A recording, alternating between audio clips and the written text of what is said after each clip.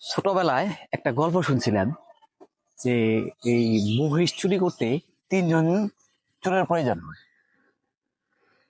তো ছোটবেলায় দেখতাম কি মহিষ বা গরু এগুলার গলায় ঘন্টি বেঁধে দেওয়া হয়, কারণ ওই ট্র্যাক করার জন্য আর কি কোন দিকে যাইতেছে, তাদের নড়াচড়া বোঝার জন্য। তো তিনজন লোক কি করে প্রথমে এই প্রথম যে চোর, একজন চোর কি করে গলার থেকে ঘন্টি নিয়ে ধরেন উত্তরপাড়ার দিকে হাঁটা শুরু করলো। আরেকজন চোর কি কি করে এই মহিষ নিয়ে দক্ষিণ পাড়ার দিকে চলে গেল।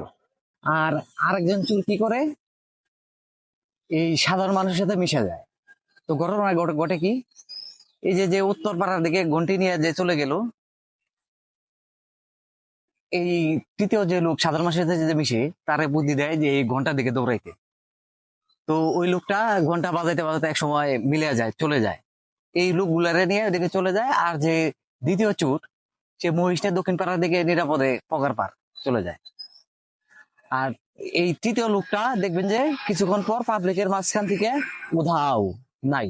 জাতীয় ইস্যুতে বা দেশের ইস্যুতে এই সাংবাদিক গুলা দেখবেন কি করবে, একটা ঘন্টা বাজাবে,